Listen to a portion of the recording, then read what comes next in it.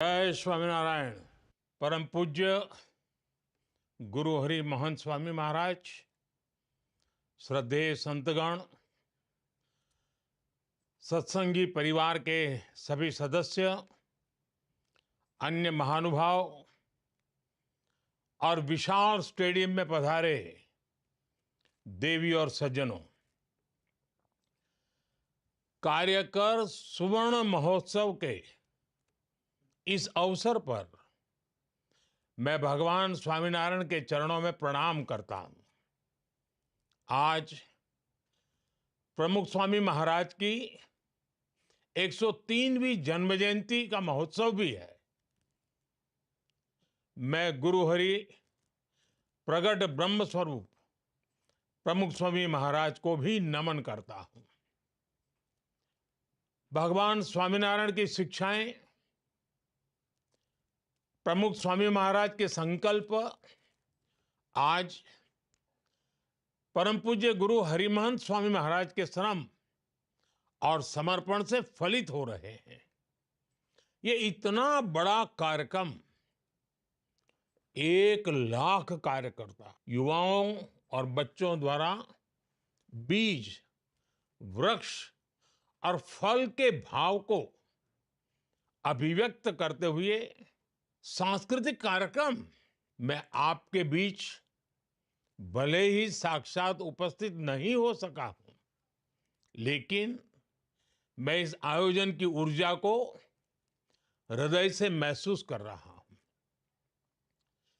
इस भव्य दिव्य समारोह के लिए मैं परम पूज्य गुरु हरि महंत स्वामी महाराज का, सभी संत जनों का अभिनंदन करता हूं, उन्हें नमन करता हूं। साथियों, कार्यकर सुवर्ण महोत्सव सेवा के 50 वर्ष की यात्रा का एक महत्वपूर्ण पड़ाव है। 50 वर्ष पहले स्वयंसेवकों का रजिस्ट्रेशन करके उन्हें सेवा कार्यों से जोड़ने की शुरुआत हुई। उस समय कार्यकर्ताओं का रजिस्ट्रेशन कराने के बारे में कोई सोचता भी नहीं था। आज ये देखकर बहुत खुशी होती है कि बीएपीएस के लाखों कार्यकर पूरी श्रद्धा और समर्पण से सेवा कार्यों में जुटे हैं। किसी संस्था के लिए ये बहुत बड़ी उपलब्धि है। इसके लिए मैं आपको बधाई देता हूं, अपनी शुभकामनाएं देता हूं। साथियों, कार्यकर सुवर्ण महोत्सव भगवान स्वामीनारायण की मानवीय शिक्षाओं का उत्सव है। ये सेवा के उन दशकों की गौरव गाथा है जिसने लाखों करोड़ों लोगों का जीवन बदला। ये मेरा सौभाग्य है कि मैंने बाप्स के सेवा अभियानों को इतने करीब से देखा है। मुझे उनसे जुड़ने का अवसर मिला है। भूज में भूकंप से हुई तबाही के बाद के हालात हो, नरनारायण नगर गांव का पुनर्निर्माण हो, चाहे केरला की बाढ़ हो या उत्तराखंड में भूस्खलन की पीड़ा हो, या फिर हाल ही में कोरोना जैसी वैश्विक महामारी की आपदा, हमारे कार्यकर साथी हर जगह परिवार भाव से खड़े होते हैं, करुणा भाव से सबकी सेवा करते हैं। हर किसी ने देखा है कोविड काल में किस तरह बीएपीएस मंदिर सेवा केंद्रों में बदल गए थे। मैं एक और प्रसंग भी आज याद करना चाहूंगा। लोगों को इसके बारे में बहुत कम पता है। जब यूक्रेन का युद्ध बढ़ने लग गया तो भारत सरकार ने तुरंत ये तय किया कि वहां फंसे भारतीयों को तत्काल सुरक्षित निकालना है। इसके बाद बहुत बड़ी संख्या में भारतीय पोलैंड पहुंचने लग गए थे। लेकिन एक चुनौती थी कि पोलैंड पहुंचे भारतीयों को युद्ध के उस माहौल में कैसे ज्यादा से ज्यादा मदद पहुंचाई जाए। उस समय मैंने बीएपीएस के एक संत के साथ बात की और ये बात मुझे लगता है शायद आधी रात बीत चुकी थी। 12 या 1 बजा था रात को, तब मैंने बात की थी। उनसे मैंने आग्रह किया कि बड़ी संख्या में जो भारतीय पोलैंड पहुंच रहे हैं, उनकी मदद के लिए मुझे आपका सहयोग चाहिए। और मैंने देखा कि कैसे पूरे यूरोप से रातों रात बीएपीएस के कार्यकरों को आपकी संस्था ने एकजुट कर दिया। आप लोगों ने युद्ध के माहौल में पोलैंड पहुंचे लोगों की बहुत बड़ी मदद की। बीएपीएस की ये ताकत वैश्विक स्तर पर मानवता के हित में आपका ये योगदान बहुत ही प्रशंसनीय है। और इसलिए आज कार्यकर स्वर्ण महोत्सव में मैं आप सभी का आभार व्यक्त करता हूं।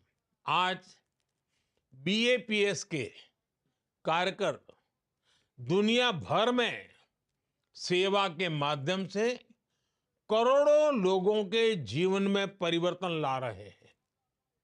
अपनी सेवा से करोड़ों आत्माओं को स्पर्श कर रहे हैं और समाज के अंतिम छोर पर खड़े व्यक्ति को सशक्त कर रहे हैं। और इसलिए आप प्रेरणा है, पूज्य है, वंदनीय है। साथियों, बीएपीएस के कार्य पूरे विश्व में भारत के सामर्थ्य, भारत के प्रभाव को ताकत देते हैं। विश्व के 28 देशों में भगवान स्वामीनारायण के 1800 मंदिर, दुनिया भर में 21,000 से ज्यादा आध्यात्मिक केंद्र, सेवा के अलग अलग प्रकल्पों का काम दुनिया जब ये देखती है तो वो इसमें भारत की आध्यात्मिक विरासत, आध्यात्मिक पहचान के दर्शन करती है। ये मंदिर भारत के सांस्कृतिक प्रतिबिंब है। विश्व की सबसे प्राचीन जीवंत संस्कृति के केंद्र है। कोई भी व्यक्ति जब इनसे जुड़ता है तो वो भारत के प्रति आकर्षित हुए बिना नहीं रहता। अभी कुछ ही महीने पहले अबू धाबी में भगवान स्वामीनारायण मंदिर की प्रतिष्ठा हुई है। सौभाग्य से मैं भी उस कार्यक्रम में शामिल हुआ। उस कार्यक्रम की, उस मंदिर की पूरी दुनिया में कितनी चर्चा हो रही है। दुनिया ने भारत की आध्यात्मिक विरासत के दर्शन किए। दुनिया ने भारत की सांस्कृतिक विविधता को देखा। ऐसे प्रयासों से दुनिया को भारत के सांस्कृतिक गौरव और मानवीय उदारता के बारे में पता चलता है। और इसके लिए मैं सभी कार्यकर साथियों को बधाई देता हूं। साथियों, आप सभी के बड़े बड़े संकल्पों का इतनी सहजता से सिद्ध हो जाना, ये भगवान स्वामीनारायण, सहजानंद स्वामी की तपस्या का ही परिणाम है। उन्होंने हर जीव की, हर पीड़ित की चिंता की। उनके जीवन का हर पल मानव कल्याण में समर्पित रहा। उन्होंने जिन मूल्यों की स्थापना की है, आज बीएपीएस उसी प्रकाश को विश्व में फैला रहा है। बीएपीएस के इन कार्यों को एक गीत की कुछ पंक्तियों के माध्यम से समझाया जा सकता है। आपने भी सुना होगा, घर घर गाया जा सकता है, नदियां न पिए कभी अपना जल, नदियां न पिए कभी अपना जल, वृक्ष न खाए कभी अपना फल। नदियां न पिए कभी अपना जल, वृक्ष न खाए कभी अपना फल। अपने तन का, मन का, धन का, दूजों को दे जो दान है, वो सच्चा इंसान। अरे, इस धरती का भगवान है। साथियों, ये भी मेरा सौभाग्य रहा कि मुझे बचपन से ही बीएपीएस और भगवान स्वामीनारायण से जुड़ने का अवसर मिला। इस महान प्रवृत्ति से जुड़ने का अवसर मिला।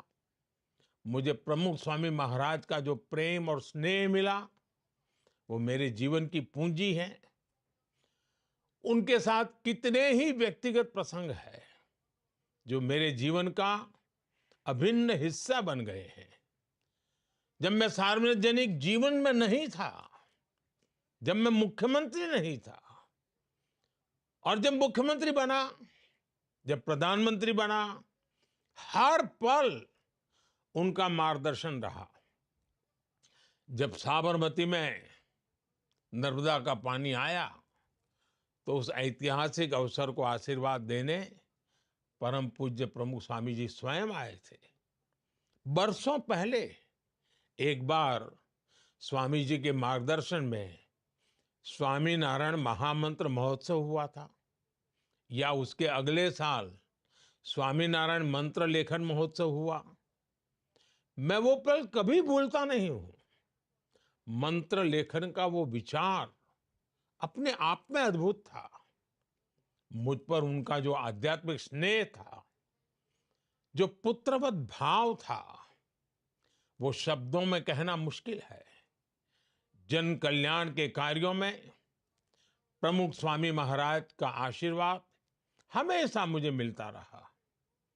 आज इस इतने विशाल आयोजन में मैं प्रमुख स्वामी महाराज की उन स्मृतियों को, उनकी आध्यात्मिक उपस्थिति को एक कार्यकर के रूप में महसूस कर रहा हूं।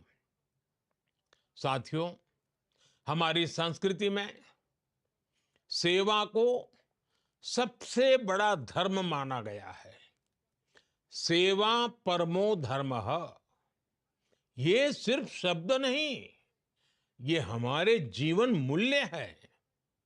सेवा को श्रद्धा, आस्था और उपासना से भी ऊंचा स्थान दिया गया है।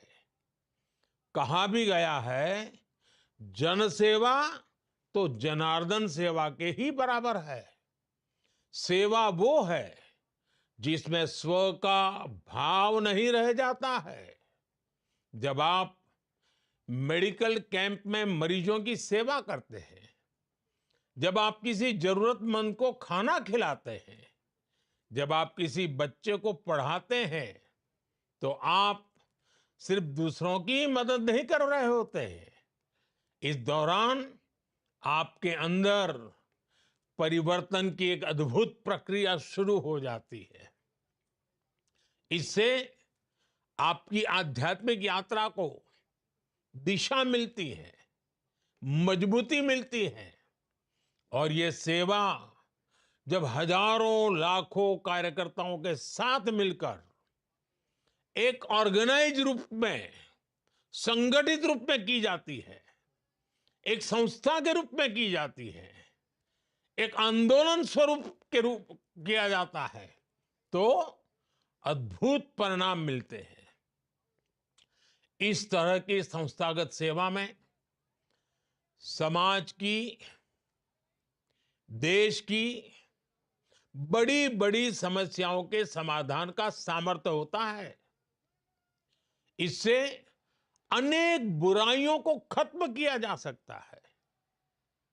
एक कॉमन पर्पस से जुड़े लाखों कार्यकर्ता देश की, समाज की बड़ी ताकत बनते हैं। और इसलिए आज जब देश विकसित भारत का लक्ष्य लेकर चल रहा है, तब स्वाभाविक रूप से जन जन का एक साथ आना और कुछ बड़ा कर दिखाने की भावना हम हर क्षेत्र में देख रहे हैं। स्वच्छ भारत मिशन हो, नेचुरल फार्मिंग हो, या पर्यावरण को लेकर जागरूकता की बात हो, बेटियों की शिक्षा हो, या आदिवासी कल्याण का विषय हो, देश के लोग आगे बढ़कर राष्ट्र निर्माण की इस यात्रा का नेतृत्व कर रहे हैं। आपसे भी उन्हें बहुत प्रेरणा मिलती है। इसलिए आज मेरी इच्छा है, मेरा मोह है कि आपसे कुछ आग्रह भी करूं। मैं चाहूंगा आप सब यहां से कुछ संकल्प लेकर जाएं। आप हर वर्ष एक नया संकल्प लेकर उस साल को विशेष बनाकर उस संकल्प के लिए समर्पित कर दे। जैसे कोई एक साल केमिकल फ्री खेती को समर्पित करे, कोई एक साल देश की विविधता में एकता के पर्वों को समर्पित करे। हमें युवा सामर्थ्य की सुरक्षा के लिए नशे के खिलाफ लड़ाई का भी संकल्प लेना होगा। आजकल बहुत सी जगहों पर लोग नदियों को पुनर्जीवित कर रहे हैं, तो इस तरह के काम को आप भी आगे बढ़ा सकते हैं। हमें धरती का भविष्य बचाने के लिए सस्टेनेबल लाइफस्टाइल का संकल्प लेना होगा। भारत ने पूरी दुनिया को मिशन लाइफ का जो विजन दिया है, उसकी प्रामाणिकता, उसका प्रभाव हमें ही सिद्ध करके दिखाना है। आजकल एक पेड़ मां के नाम अभियान की चर्चा पूरे विश्व में है। इस दिशा में भी आपके प्रयास बहुत अहम है। भारत के विकास को गति देने वाले अभियान जैसे fit India, vocal for local, millets को बढ़ावा देना, ऐसी कई बातें आप कर सकते हैं। युवा विचारों को नए अवसर देने के लिए कुछ ही सप्ताह बाद जनवरी में विकसित भारत यंग लीडर्स डायलॉग, उसका भी आयोजन होगा। इसमें हमारे युवा विकसित भारत के संकल्प को पूरा करने के लिए अपने आइडियाज देंगे, अपने योगदान की रूपरेखा तैयार करेंगे। आप सभी युवा कार्यकर इससे भी जुड़ सकते हैं। साथियों, श्रद्धेय प्रमुख स्वामी महाराज का विशेष जोर भारत की परिवार संस्कृति पर रहता था। उन्होंने घर सभा के माध्यम से समाज में संयुक्त परिवार की अवधारणा को मजबूत किया। हमें इन अभियानों को आगे बढ़ाना है। आज भारत 2047 तक विकसित होने के लक्ष्य पर काम कर रहा है। अगले 25 वर्षों की देश की यात्रा जितनी भारत के लिए महत्वपूर्ण है, उतनी ही बीएपीएस के हर कार्यकर के लिए भी अहम है। मुझे विश्वास है भगवान स्वामीनारायण के आशीर्वाद से बीएपीएस कार्यकरों का ये सेवा अभियान इसी तरह निर्बाध गति से आगे बढ़ता रहेगा। मैं एक बार फिर आप सभी को कार्यकर सुवर्ण महोत्सव की बधाई देता हूं। जय स्वामीनारायण।